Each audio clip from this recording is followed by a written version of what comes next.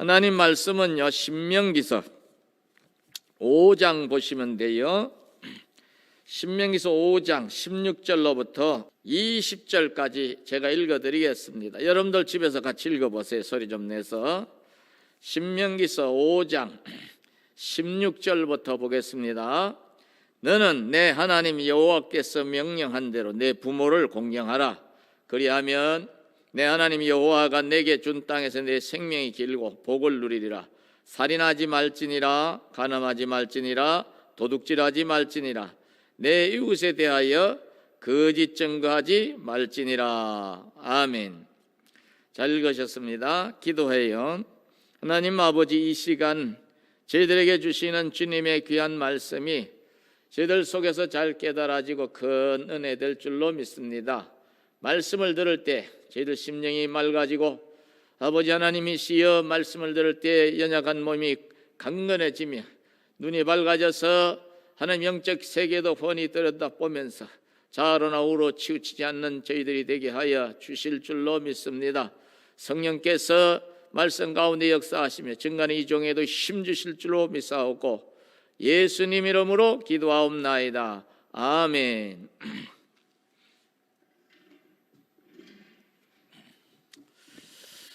오늘은 10계명 중에서 제5계명서부터 10번째 계명까지 내용을 여기서 말씀하고 있는데요. 제5계명은 사람이 지켜야 될 사람에 대한 계명 중에 첫 번째 계명이고 제일 중요한 거죠. 이 계명을 보면 1계명서부터 10계명까지 내용을 보면은요, 중요한 것 순으로 이렇게 합니다. 다 중요하지만 그 중에서도 아주 중요한 거, 사람의 계명 중에서 제일 크고 중요한 거, 그것이 16절에 나오죠. 내 부모를 공경하라. 부모를 왜 공경해야 되나요? 날 낳아주시고 길러주셨기 때문에 우리가 육신의 그 은혜의 빚을 진 자잖아요. 당연히 공경해야죠. 그렇기 때문에 옛날 어른들은요, 이것을 빚이라고 했어요. 빚. 자식은 부모에 의해 양육을 받은 자식은 부모에게 빚진 자다, 그 말이. 빚진 자다. 옛날 어떤 선비가 멀리 이제 타관 땅에 가는 도중에 친한 벗을 만나서 인사를 나눈 중에 어떻게 살았는가, 요즘은 어떻게 사는가, 하하, 빚을 갚으면서 빚을 놓고 산다네, 이런 말씀을 하는데 못 알아들으니까 허허, 이 친구야, 우리 부모님께 내가 효를 다하는 것은 빚을 갚는 것이고 빚을 놓는다는 것은 우리 아이들을 내가 잘 거두고 키우고 있는 중이라는 뜻이네, 이런 이야기가 있어요. 그래서 이 친구 선비가 하하, 그 말이 옳구먼. 그러니까 당연히 자식은 부모에게 육신의 은혜의 빚을 졌기 때문에 빚을 갚아야죠. 요새는 폐륜범죄가 자꾸 일어나서 사람들의 이제 마음을 아프게 하고 눈살을 찌푸리게 하는데 이건 큰일 나는 짓이에요. 이 성경에서 보면요, 부모를 대적하거나 뭐 이렇게 폭행을 가하거나 저주를 한다 하면은요, 사형에 해당한 죄다 하고 죄를 아주 중하게 묻는 것을 볼 수가 있습니다. 반대로 우리가 당연히 해야 할 것을 하는데 여기서는 하나님이요, 우리 인생들에게 상금을 걸어놔서 상금.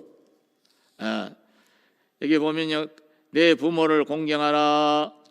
그리하면 내 하나님 여호와가 내게 준 땅에서 내 생명이 길고 복을 누리리라. 복을 누리라. 그냥 긴 게 아니고 복을 누리는 삶으로 길게, 그게 장수하는 복을 주시겠다. 이게 우리의 생명의 날이 길려면, 생명의 날이 복된 가운데서 길려면은 첫 번째로 육신의 계명 중에 5계명을 잘 지켜야 된다고. 5계명. 이게 5계명을 잘 지키면 땅에서 잘되고 장수하리라. 신약 성경에 가서도 이 말씀이 여러 번 반복이 돼요. 조금 달리 표현해서. 그러니까 세상의 문화가, 세상의 풍조가 아무리 이렇게 변화되고 각자 도생하는 그런 이제 모습으로 간다 할지라도 우리는요 하나님 말씀을 붙들고 살아야 될 줄로 아시기 바랍니다. 물론 부모의 입장에서 자식들에게 너무 기대서 끝까지 살라고 하면은 자식들도 버거울 수가 있지만, 그러나 자식들의 입장에서는요 부모를 끝까지 잘 모셔야 되겠구나 이런 마음을 먹어야 돼. 결혼을 하게 되면 양쪽의 어른들이 계시잖아요, 그죠? 이걸 또 나눠요. 차별을 두고 그러면 안 돼요. 부인이라도 시댁과 친정을 나누면 안 돼. 차별을 두면 안 되고, 남편이라도요 자기 본집과 처가댁하고 나누면 안 돼요. 부부는요 한 몸이잖아요, 그렇죠? 한 몸이니까 이쪽 부모도 내 부모, 저쪽 부모도 내 부모로단 말이에요. 살아 계시는 동안에 저들의 마음을 슬프게 하거나 노하게 하거나 절망하게 하지 말고 주 안에서, 주님 말씀 안에서 우리가 사람의 구실 하나님 말씀을 잘 순종해야 될 줄로 아시기를 바랍니다. 그 다음에 이제 두 번째로 사람에게 두 번째 살인하지 말지니라 나오죠. 살인하지 말지니라. 신약에서요 예수님은요 살인에 대해서요 이 살인하지 말지니라 하는 이 계명을 확실하게 더 자세하게 해석을 해주세요. 그게 뭐냐면요 형제에 대하여 노를 품는 자마다 이미 그 마음에 살인한 자요 그랬어요.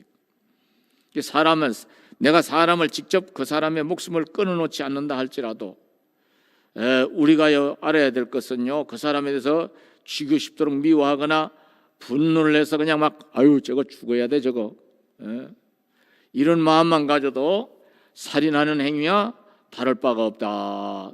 왜 이런 말씀을 하셨을까요? 왜 이런 말씀을 하셨을까? 그것은요 사람이 행동으로 나타나기 전에 마음에 먼저 생각을 하잖아요, 그죠? 저놈의 자식 그냥 분노를 품고 죽여볼까 보다 생각을 자꾸 하다 보면요 그게 행동으로 나타나니까 원천적으로 차단하게 하시려고 마음에서 살인을 품지 말라고 형제에 대하여 노하는 자마다 이면 그 마음에 살인한 자요 이 말씀을 하는 거예요. 그러니까 주님이 예방적 차원에서 우리가 일을 저지르지 않도록 후에 막금인 일을 저지르지 않도록 예방적 차원에서 이렇게 마음에서부터 살인을 품지 말라고 말씀하고 있는 것을 알 수가 있어요. 얼마나 주님이 우리 심사를 잘 알고 계시는가 이해할 수가 있지요. 그 다음에 간음하지 말지니라. 간음하지 말지니라.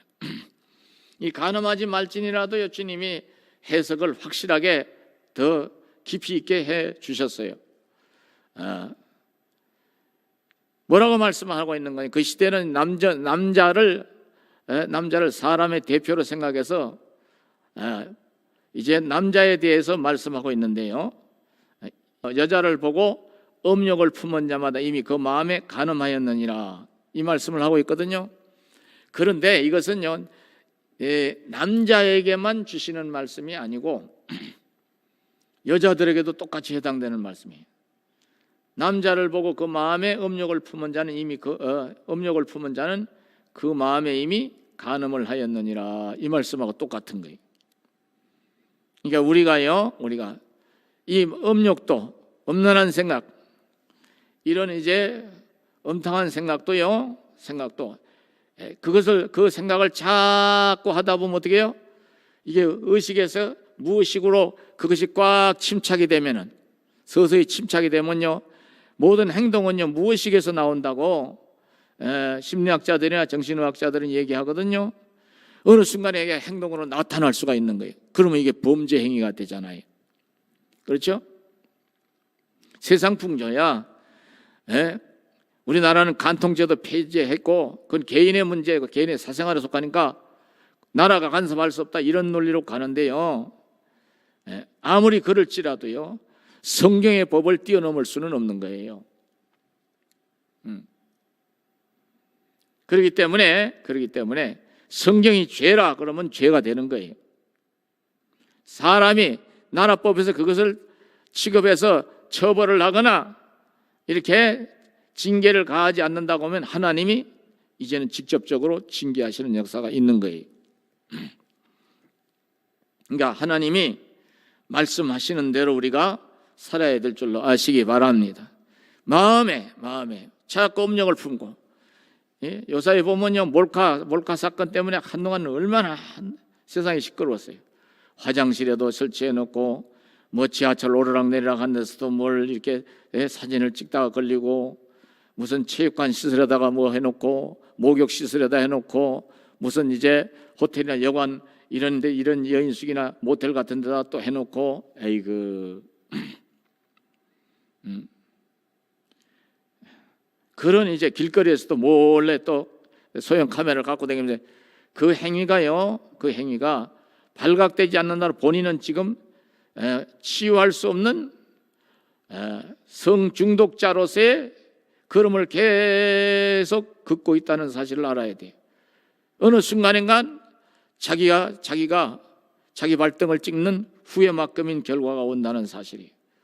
그래서 가늠하지 말지니라 하는 말씀도요, 우리 자신들이 불행한 그런 인생, 고통의 늪에 빠지지 않게 하시려고 절제할 수 있도록 선을 그어 주시는 거예요. 하지 말라는 것도 한번 따라서 봐요. 우리를 위해서 이 말씀을 하는 거예요. 목사님, 그런데요, 나이가 젊어서 그런지 자꾸 생각이 나고요, 자꾸 이렇게 쳐다봐지고요, 자꾸 호기심이 생기는데 어떻게 해요? 그러니까 기도해야죠. 하나님, 건전한 생각을 가지고 절제하면서 살게 해주세요. 기도하셔야 돼요. 예전에 오래된 얘기인데요, 간증을 한두 번 한 것 같은데, 저 사우디에 가서 해외 근로자로 파견돼서 5년인가 이분이 있었다고 하시는데, 예전에 박정희 전 대통령이 통치하던 시대 얘기인데요, 우리나라 그 남자분들이 해외 사막의 나라 사우디나 이라크나 이런 데 가서, 이란이나 이런 데 가서 하루 매일 낮마다 이제 이 해가 중천에 떠오르면 저런 나라들은 40도에서 45도 막 이렇게 올라갑니다. 밤에는 0도까지 떨어져요. 그 뜨겁고 추운 나라에 가서 가족을 뒤에 두고 가서 일을 한다는 게, 몇 년씩 일한다는 게 얼마나 힘들어요. 그렇게 억척스럽게 우리의 가장들이, 우리 어른들, 우리 의대 사람들이죠. 제가 서울에 있을 때 화요 성령 모임, 성령 읽기 모임 할 때도 우리 그 모임에 온 청년 중에 하나가 그 전에 신동아 건설이라고 있었는데, 그 건설 회사를 통해서 사우디인가 어디 가서 한 3년인가 있다 왔어요. 그리고 이제 그 돈을 좀 벌어 와서 결혼도 하고, 아마 지금도 신앙생활 잘하고 있을 거예요. 그 형제가 나이도 이제 제법 들었겠네요. 한 70이 다 됐겠는데. 근데 이제 말씀드리려고 하는 이분도요, 기술자로 파견해서 그 5년 동안 있는 동안에 외롭고 힘드니까 그 회사 측에서 그러는지 자꾸 이제 그 영화나 이런 이제 영상 같은 걸 틀어주는 모양이에요. 근데 그걸 자꾸 보다 보니까 이게 어떤 일이 생겼느냐면, 그만 성적인 면에서 중독 현상이 일어난 것 같아요. 돈을 벌어갖고 이제 예전에 홍콩을 거쳐서 이렇게 우리나라로 들어왔던 거 봅니다. 직항이 없어서. 홍콩에서부터 돈을 쓰기 시작해서 들어와가지고 집에 들어와서 이제 쉬는 동안에 해외에서 그렇게 죽을 힘을 다해서 벌어온 돈을 3년이 채 되기 전에 다 까먹었다고 그래요. 음란 중독, 성중독에 빠져서 안마 시술소나 무슨 사창가나 뭐 이런 데로 전전하다 보니까 그래도 이제 어떻게 부인이 신앙이 좋아서 살아보려고 이제 농방을 열었는데, 농방을 하면서도 앞에 젊은 딸들이 지나가면 짧은 치마 입고 저는 그걸 졸졸졸 따라가면서 이렇게 자꾸 보다가 흉 잡히고 야단 맞고 견딜 수가 없어가지고 부인이 저한테 상담을 하러 왔어요. 그 권사님이셨는데 이게 한 30년 정도 됐으니까 얘기해도 되겠네요. 그분들이 살아 계시면은 한 80에서 80 한 4, 5세 됐겠는데요. 그게 와서 우리 남편이 여차저차 한다고 자기 딸보다 어린 애도 지나가면 그냥 자기도 모르게 마치 무슨 강아지 주인 따라가듯이 꺼내 웃겨서 따라가듯이 그렇게 졸졸졸 따라가다가 흉을 잡히고 망신을 당한다고 그 얘기를 해요. 어떻게 하면 좋겠냐고. 아이고 그 본인이 오셔야 뭘 말씀을 좀 해드릴 텐데 안 오시려고 그럴까요? 그랬더니 오겠지요. 자기도 괴로워하니까. 그러니까 부인 권사님이 어찌하든지 기도하세요. 하나님 붙들어 주실 겁니다. 근데 본인이 왔어요. 본인도 이제 괴로운 거예요. 중독이라고 하는 것은요, 한번 이제 중독에 그 올무에 걸리면 자기 힘으로는 안 되거든요. 누군가 도와줘야 돼요. 정신과 의사가 도와주든지 상담사가 도와주든지 목사가 기도를 해주든지 해야 됩니다. 가족이 물론 기도해야 되고. 그래서 제가 그 얘기를 했어요. 그분도 이제 교회를 다니기 시작을 했는데 교회를 다니시는 분이 됐는데 남자 권사예요. 감리교회니까 감리교회에서는 남자도 권사직을 줘요. 이제 우리 장로교로 말하면 한 집사직으로 이렇게 얘기할 수도 있겠죠. 권사님, 우선 40일 한 끼씩 금식하면서 하나님, 제 마음에 일어나는 이 엄난 정상을 좀 이렇게 제거해 주세요. 이 엄난 정상을 절제할 수 있는 은혜를 주세요. 이렇게 기도하고 그래도 안 되면 오라고 그랬어요. 이분이 40일 금식 기도를 하고 왔더라고요. 이게 어떻습니까? 좀 나아지긴 했는데요. 횟수는 많이 줄어들었는데요. 아직도 제가요, 미친 사람 같아요. 그럼 가서 20하루 더 하라고. 20하루를 더 해보시라고. 그래도 안 되면 또 오라고. 또 왔어요. 이번엔 가서 다시 21일을 더 하시라고. 3번을 시켰더니 그 다음에 오셨는데 어떻습니까? 이제는 거의 생각이 안 납니다 그래요. 우리 집사람도 기도를 많이 해주셨어요. 저희 교회 목사님도 기도해 주신 것 같아요 그래요. 그럼 됐다고. 이제 새벽 기도 빠지지 말고 다니시면서 하나님을 꼭 의지하라고. 그때 그분이 50대 중반인가 그랬어요. 그 나이가 지금 50대 중반인데 당신이 예수를 안 믿는다고 해도 이제는 이 힘을 아껴서 저축을 잘하면서 살아야 늙음하게 육신에 무리가 오지 않으니까 몸 생각해서라도 선을 확실하게 긋고 사시라고.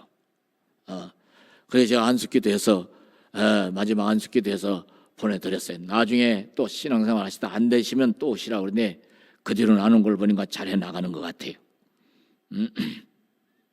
그 뒤로는 안 왔어요.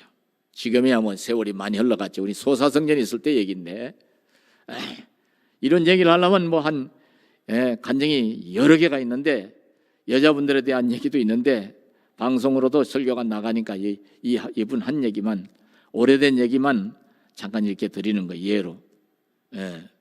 마약에 중독이 되면서도 성중독까지 된 사람도 봤어요. 이게 가늠하지 말지니라. 가늠하지 말지니라. 이 음란하고 방탕한 이런 문화가 한때 유럽을 휩쓸었거든요. 그래가지고 유럽이 전염병으로도 유럽 인구가 3분의 1이 죽은 나간 적이 있습니다. 패스트라고. 쥐의 몸뚱이에 기생하는 그 지배기록이라고 그러죠. 그 쥐로 인해서 이게 확 유럽을 완전히 고통의 천지로 만들었던 패스트, 흑사병이 돌아서 그 유럽 인구의 3분의 1이 죽기도 했지만요. 또 이 성적으로 문란한 그런 사회가 되다 보니까 매독으로 인해서 유럽 인구의 3분의 1이 죽었다고 하는 이제 역사적 기록이 있습니다. 그 유명한 이름만 내면 누구나 알만한 유명한 악성이나 음악가들도 이 매독으로 여러 사람이 죽어나갔어요. 이 매독균이요 성병으로 인해 발생한 이 매독균이요 혈관을 타고 뇌까지 들어가면은요 이 매독균이 뇌를 갉아먹으면요 나중에 정신 이상이 돼서 죽는다고 그럽니다. 우리나라 첫 번째 초대 정신병원이 청량리 정신병원이라고 하는데 그 청량리 정신병원을 창설하시고 초대 원장을 하신 분의 그 에세이집에 보면요 서울 장안에 잘 내놓으라 하는 양반집 자제들이 암울한 일제 때 절망스럽고 지식인으로서 용기를 내서 독립운동이라도 해야 되는 그걸 못하니까 자괴감에 빠져서 장안에 이제 이름난 기생집에 가서 부어라 마시라고 기생들하고 자꾸 엄난하게 그래 이제 성적으로 문란한 행동을 하다 보니까 매독에 걸린 그런 양반집 자제들이 많았는가 봐요. 나중에 이 양반들이 이게 그 당시는 그걸 고칠 만한 약이 아직 발명이 되지 않았을 때니까 별 약을 다 써도 안 되는 가운데서 결국은요 정신 이상에 와서 뇌를 갉아먹으니까 매독균이 히히거리고 흐흐거리고 울다가 웃다가 막 뒤집어 놓다가 병원에 이제 끌려와서 병원에 입원해 있다가 그렇게 발작을 하다가 여러 사람이 죽어나갔다는 얘기를 그 최신의 박사가 쓴 에세이집에 보면 나오더라고요. 제가 읽어봤어요. 그러니까 하나님이 우리에게 절제하라고 말씀하는 거, 하지 말라고 말씀하는 거는요 우리 인생들을 위한 것인 것을 잊어버리면 안 돼요. 세 번째, 도둑질하지 말지니라. 도둑질하지 말지니라. 이거는요 이제 우리가 영적으로도 생각을 해봐요. 주의를 고의로 범하는 것도 나를 도둑질하는 거라. 옛날 어른 목사님들은요 날도둑놈이라고 그랬어요. 또 하나님 앞에 드려져야 될 첫 열매나 10의 1조 이것을 이제 하나님 앞에 드려야 되는 드리지 않고 아까워서 자기 것인 양 꿍치면요 이걸 알도둑이라고 그랬어요. 알도둑. 옛날 어른 목사님들 좀 웃음의 유머스럽게 이제 이렇게 교훈을 하느라고. 그러니까 우리가 하나님의 것을 도둑질하는 자가 돼도 안 되죠. 말라기서에 보면 하나님의 것을 이스라엘 백성들이 도둑질하는 바람에 여러 가지 곤란한 일이 닥쳤다는 것을 말씀하고 있는 것을 봐도 우리가 하나님 백성으로서 이런 면도 깊이 생각을 해야 돼. 우리 성도님들이야 다 주일 성수도 잘하시고 11조도 웬만한 분들 다 들으시는데 앞으로도 잘 감당할 수 있으시기를 바랍니다. 또 하나님이 그렇게 하면 복을 주시잖아요. 11조도 쌓을 곳이 없도록 붙지 아니하나 보라고 말씀하셨잖아요. 근데 사람의 것, 내 이웃의 것에 대해서도요 이게 이제 도둑질하지 말지니라 하는 것이요 이게 20절과 21절에 보면요 9계명 10계명하고도 연결이 되는 거예요. 남의 것을 탐내면 안 되죠. 오늘날에 보면요 아주 불량다단계 이런 것도 도둑질이나 마찬가지. 사기나 도둑질이나 똑같은 거 아니에요. 남의 것을 뺏는 것은요 남의 것을 뺏는 건 몰래 훔쳐도 이제 도둑질이고 남의 것을 뺏는 것도 도둑질이죠. 강도짓이라고 하는데 정확하게 표현하면요 이런 짓을 하지 말아라 말씀하고 있는 거잖아요. 그렇죠? 그 다음에 내 이웃에 대하여 거짓 증거하지 말지니라. 구약시대는요 구약시대는 이제 만약에 누군가가 이렇게 모함을 하거나 이렇게 돼버리면 재판을 할 수밖에 없잖아요. 그럼 정인이 두 사람 이상 정인이 나서서 이 사람이 그런 일 한 적이 없습니다. 그러면요 없다는데 너 왜 무고한 엉뚱한 사람을 무고하게 그렇게 이제 고소를 하고 그래? 이 고연놈 벌 좀 받아야 되겠구나 이렇게 하는 경우도 많았지만요 반대로 돈을 주고 거짓 증인들을 사가지고요 하지도 않은 짓을 했다고 뒤집어 씌워서 벌을 받게 하거나 목숨을 빼앗는 일들이 있었어요. 그래서 이런 일들을 누가 잘했느냐면요 권력을 가진 자들, 물질이 풍성해서 물질을 많이 가지고 있는 자들이 이런 이제 갑의 노릇을 할 수 있는 자리에 있는 사람들이 이런 짓을 많이 했어요. 그래서 고아나 가부 이 가난한 사람들의 사정을 무시한 채 이 사람들을 착취하고 또 밉다고 그냥 거짓 증인을 세워서라도 해코지한 이런 일들이 상당히 있었던 것 같아요. 그래서 거짓 증거하지 말아라. 예를 하나 들어드릴게요. 아합 왕이 그 자기 궁궐 앞에 있는 포도밭이 이쁘고 좋으니까 그 주인이 나봇이었어요. 나봇이에게 찾아가서 왕이 내가 값을 두둑이 쳐줄 테니까 이 포도밭을 팔아라. 내 정원으로 만들게. 안 됩니다. 성경 말씀에 땅은 사고 파는 게 아니라고 하나님 말씀하고 있지 않습니까? 왕이시 아무리 왕이라도 하나님 말씀을 어기면 안 됐죠. 이제 이 아합 왕이 어린아이 같아. 지가 갖고 싶은 게 있으면 기어야 가져야 식성이 풀리는 이런 성격은요, 유아기적 사고에 이 성격 한 부분이 고착되어 있는 것이죠. 어린아이들은 사리 분별을 못하니까 지가 갖고 싶은 게 있으면 막 때를 쓰잖아요. 사달라고 기어이. 뭘 갖고 싶으면 내놓으라고 그러고, 그죠? 감기에 걸려서 곧 열이 나고 그냥 기침을 하면서도 괴로워하면서도 기어이 바깥에 나가려고 그러고, 나가면 안 돼. 기침 밤에 더 해. 예전에 그런 일들이 들어있었어요. 다른 아이들이 밖에 어찌해서 들고 나가면 밖에 나가 또 애들이 아이스케이크나 아이스크림을 먹고 있는 걸 보면 저거 사달라고. 한겨울에도 아이스크림 먹는 애들 있잖아요. 그거 먹으면 너 기침도 나. 따뜻한 거 먹어야 돼. 기어이 사달라고 그래. 이게 어른이 만약에 그런 짓을 한다면요, 이게 어린아이의 정서 수준에 머물러 있는 껍데기만 어른이지 속은 어린아이, 어덜트 차일드의 모습을 보이는 거 아니에요. 이 아합 왕이 요즘 이제 그 심리학자들이 보면은요, 어덜트 차일드예요.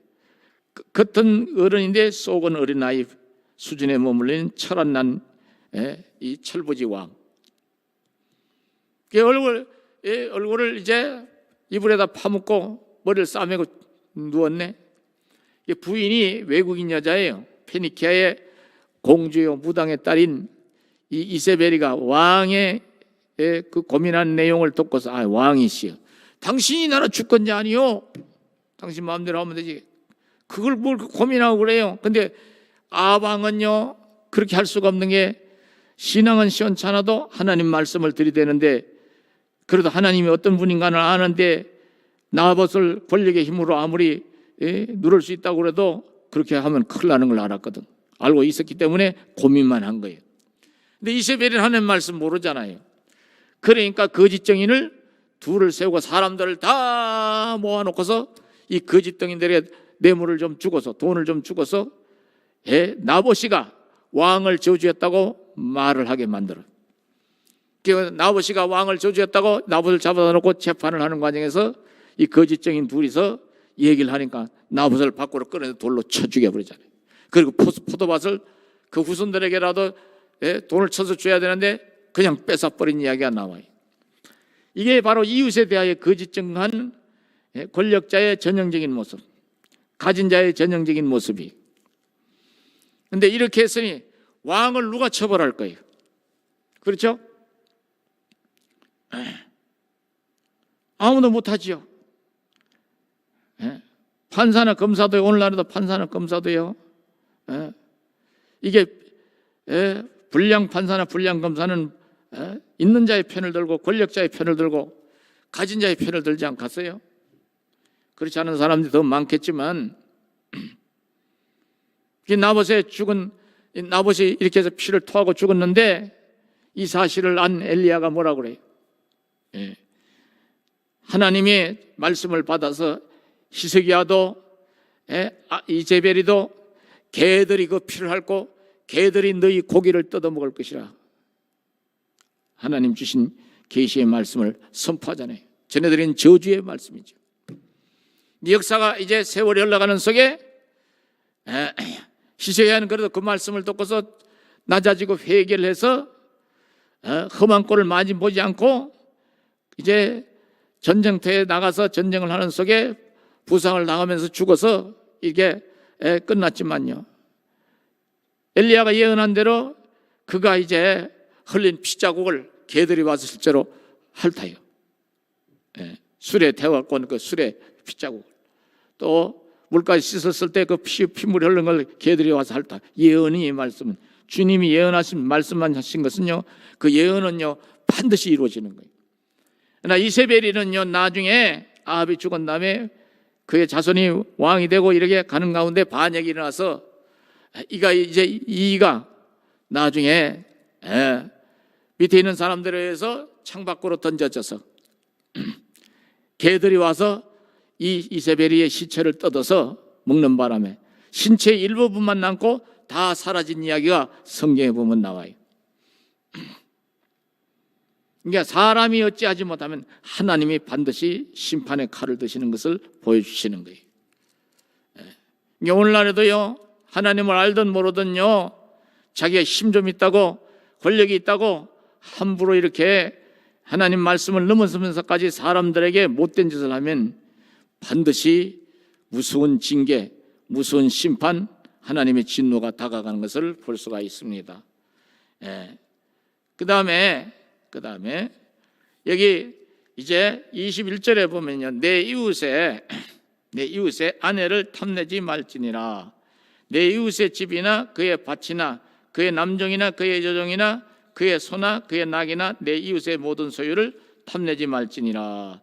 이 말씀이요 거짓 증거하지 말지니라, 도둑질하지 말지니라, 이게 다 묶어서 얘기할 수도 있는 말씀이에요. 나봇의 보소밭을 탐내다가 아합이가 어떻게 했어요? 뺏어버렸죠. 다윗이 성군이고 그분의 신앙을 이렇게 보면은요 기도의 사람이고 찬송의 사람이고 하나님을 정말로 사랑한 사람인데 중년에 신앙이 나태해지다 보니까 한가해지고 왕이 된 다음에 그 자기 휘하에 있던 헷족 속의 사람, 그 히타이트 족속이라고 그러는데요, 영어권에서는요 장수였던, 자기 휘하에 있는 장수였던 우리아 장군의 부인인 걸 모르고 이 여인이 이제 자기 집에서 마당에서 목욕을 한 모양이에요. 근데 성루에서 이렇게 왔다 갔다 낮잠을 자고 심심하니까 왔다 갔다 하다 그 장면을 보고서 욕심이 나니까 그 여인을 데리고 오게 해서 동침을 했다는 이야기가 성경에 보면 나와요. 그냥 임신이 되니까 그걸 가리려고 여러 가지 방법을 써도 안 되니까 그 남편을 최전방에 내보내서 적들에 의해서 맞아 죽게 하는 이야기가 나와요. 아무도 모르죠. 척건들은 입을 다물고 아무 소리도 안 하겠죠. 그랬을 때 나단 선지자를 통해 하나님이 저주의 말씀을 선포하게 하시잖아요. 너도 네 아내가, 너는 은밀한 중에 남의 아내를 건드렸지만 너도 네 아내가 백주대로에서 이와 같이 오늘날로 말하는 성폭행을 당하는 망신을 겪을 것이고, 또 네가 우리아 장군을 죽게 했으니 네 소생이 죽음을 당하는 역사가 있을 것이라. 근데 그 저주의 말씀 앞에 다윗이 납작 엎드리지만요, 그래도 용서는 하시지만 죄 지은 만큼 하나님이 징계를 가하시는 것을 볼 수 있어요. 그게 뭐예요? 다윗의 아들이 밧세바가 임신한 아들 태어났는데 죽어요. 금식을 해도 하나님이 그 기도를 받지 않아서 그 생명이 죽어나가요.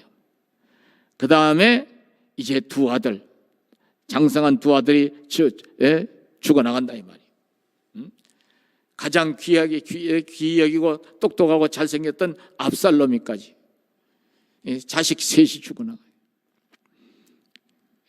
그 자식 셋이 죽어나가기 전에 어떤 일이 일어나요? 자기는 그 자식한테 맨발로 잠시 동안이지만 왕궁에서 쫓겨나서 도망을 가야 하는 이런 비참한 망신을 겪는 것을 볼 수가 있습니다. 하나님이 어떻게 하신 거예요? 행한 대로 갚으신 거예요. 심은 대로 거두게 하시는 거예요. 남의 것을 탐내다가 기어이 그것을 권력의 힘으로나 돈의 힘으로나 어떤 이제 인간적 배경의 힘으로나 육신의 힘을 가지고서 뺏었다고 합시다. 그런 뺏긴 쪽은 얼마나 원통하고 하소연할 데도 없으면 얼마나 원한에 사무치겠어요. 그 이 당시도 백성들이 억울한 일 당하면 사람한테 호소할 데가 없으면 하나님을 찾는, 아이고 하나님 하고 하나님을 찾으니까 하나님이 저들의 원한을, 원통함을 보시고 그냥 놔두시겠어요? 사람은 인과관계를 통해서 이 편도 들었다 저 편도 들었다 하는 경우가 많지만 하나님은요, 따라서 해봐요. 공의의 하나님, 정의의 하나님, 하나님은 의로운 재판장이시라고 그랬어요. 다윗이 아무리 당신의 마음에 들었어도 잘못한 것에 대해서는 가차없이 하나님을 알만한 것이 그 속에 있었기 때문에 징계를 하시는 거예요. 다윗은요, 한순간에 남의 아내를 탐내고 범한 것 때문에 그걸 가리려고 그 남편까지 죽게 한 것 때문에 평생에 다윗은요, 밤마다 어떨 때 밤에 자다가도 일어나서 엉엉 울 수밖에 없는 그런 세월을 살아야 했다고 성경은 말씀하고 있어요. 두고두고 후회할 일을 하지 않는 것이 삶의 지혜 중에 하나라고 누군가 얘기합니다. 목사도 여러분도 인생을 다 산 게 아니기 때문에요, 장담은 할 수 없지만요, 결심은 날마다 해야 될 줄로 아시고, 또 우리가 우리 자신에 대해서도 완벽하게 신뢰할 수 없는 불완전한 존재들기에 우리가 늘 깨어 기도해야 돼. 따라서 시험에 들지 않게 깨어 기도합시다. 이 어려운 때도 잘 지나가려면 자꾸 기도해야 될 줄로 아시기 바랍니다. 이렇게 말씀을 우리가 잘 새겨서 듣고 진리를 세워나가면, 결론으로 한 말씀만 드리고 마칠게요. 다음에 또 하면 되니까요. 한 군데만 읽어드릴게요. 두 군데 드리는 게 낫겠네. 이렇게 말씀을 주신 이유가 29절에 보면은요, 다만 그들이 항상 이 같은 마음을 품어 나를 경외하며 내 모든 명령을 지켜서 그들과 그 자손이 영원히 복받기를 원하노라. 이 계명을 주신 목적이 나오지요. 우리와 우리 자손이 영원히 뭐 받기를 원하노라? 복받기 원하노라. 말씀대로 되기를 축원하겠습니다. 못할 거 없잖아요. 응? 기도하면서 말씀 붙들고 나가면 되잖아요. 말씀이 어려운 게 아니라 우리 욕심이 항상 가려져서 문제가 되는 거니까요. 그래서 여기 33절에도 이 말씀이 같은 날 말씀이 나오는데 32절부터 읽어드릴게요. 이해를 돕기 위해서. 그런즉 너희 하나님 여호와께서 너희에게 명령하신 대로 너희는 삼가 행하여 좌로나 우로나 치우치지 말고 너희 하나님 여호와께서 너희에게 명령하신 모든 도를 행하라. 그리하면 너희가 살 것이요 복이 너희에게 있을 것이며 복이 너희에게 있겠대요. 너희가 차지한 땅에서 너희의 날이 길리라. 따라서 우리의 날이 길리라. 어떻게 할 때? 하나님 말씀, 하나님 명령대로 잘 새겨서 듣고 어느 한쪽으로 치우치지 않고 말씀 붙들고 행하여 나가는 사람. 여기는 도를 행하라. 모든 도를 행하라. 말씀이 도지요. 말씀이 곧 길이다 이 말이요. 삶의 올바른 길. 그러면 너희가 살 것이요 복이 너희에게 있을 것이며 너희가 차지한 땅에 너희 날이 길리라. 이게 복이에요. 복은요 타고나는 게 아니에요. 물론 어릴 때 보면요, 부모가 부자인 경우에 타고나서 어릴 때 부유하게 사는 사람도 있지. 어릴 때 가난한 집에 태어났으면 학교도 제대로 못 가고 가난하게 살 수밖에 없지. 우리 어때 어른들, 우리 어머니만 해도요, 여자들은 또 안 가르쳤어요. 우리 어머니도 평생의 한인데 그게 국민학교라도 좀 보내달라고, 나중에 야학이라도 좀 보내달라고, 그것도 아니니까 한문이라도 좀 배우고 가르쳐달라고, 그것도 안 가르쳐줬다 그래요. 초등학교 일제 때 3학년까지밖에 못 하실 생각을 했을 거예요. 일본말을 지금도 기억하세요. 일본 놈들이 얼마나 간악하게 그걸 치동을 냈던지. 옛날 어른들이 여기 우리 권사님들도 보면요, 참으로 한이 많을 것 같아. 그렇지 않겠어요? 이런 것들이 보면은요, 이런 것들을 이제 육신으로 생각하면은 복은 타고나는 것이 아닌가 이렇게 오해하기 쉬운데 그렇지 않아요. 하나님 백성으로 이제 살기 시작하면 하나님이 그날부터 복을 주시기 시작해. 신령한 복을 주셔서 믿음을 잘 세우게 하시고 하늘의 영광을 보게 하시면서 살게 하시고, 또 우리가 말씀을 붙들고 살면 세월이 흘러갈수록 밭에다 논에다 심어놓은 곡식처럼 나무처럼 과일나무처럼 점점 열매가 많아지는 과일나무처럼 그렇게 복을 주시는 거예요. 자손 때에 가도록, 자손 때까지, 언제까지? 천대까지. 그러니까 여러분들요, 좀 어렵고 힘들더라도 부모 원망하면 안 돼. 부모도 다 사연이 있을 거 아니에요. 부모가 잘못해 준 것만 생각하면요, 그 사람은요 반쪽 인생을 사는 거예요. 부모도 부모이기 전에 한 사람이잖아요. 예? 그분도 그분이 그럴 수밖에 없는 사연이 있을 거 아니. 인간을요 이해하려고 해야지 자꾸 행위를 가지고서요 정죄만 하려고 하면요 그 정죄에서 자유로운 사람이 몇 사람이나 되겠어요. 또 그렇게 자꾸 나에게 못해준 것만을 가지고 자꾸 생각하다 보면요 내가 뭐 병들고 내가 불행한 인생이 돼요. 예. 그리고 미워하는 사람을 닮는다고 그러잖아요. 자꾸 그렇게 미워하다 보면요 그 사람을 닮아가지고 나도 어느새 보면 똑같은 인간이 되어 있기가 쉬워요. 그렇기 때문에 전철을 밟지 않기 위해서라도 이해를 하고 그럴 수도 있는 것이지. 무슨 사연이 있겠지. 그래도 내가 하나님 백성이 된 것을 보면은 우리 어른들이 그래 날 낳아주시고 좀 남과 같이 잘 먹여 잘 입히고 제대로 가르치지 않았을지라도 여기까지 오게 했으니 이것도 큰 은혜지. 이렇게 생각을 하셔야 될 줄 아시기 바랍니다. 천대까지 복을 주신다. 복은 누가 주신다? 하나님이 주신다. 여러분들은 이 약속의 말씀을 붙들고 정말로 말씀대로 행하여서 하나님 주신 이 땅에서도 복되면서도 여러분의 생애가 긴 가운데서 선한 일 많이 해서 하늘의 상도 많이 쌓기를 주의 이름으로 축원을 드리겠습니다. 기도해요. 하나님 아버지, 주님의 귀한 말씀을 상고했습니다. 우리 사랑하는 성도들과 이 종이 아버지 주시는 말씀대로 순종하여 하나님 뜻을 이루고 이 땅에서도 강건하며 복되며 우리의 날이 길어서 많은 사람들에게 하나님 사랑을 온전히 증거하고 많은 이제 전도의 열매도 맺게 하여 주시옵소서. 예수님 이름으로 기도하옵나이다. 아멘.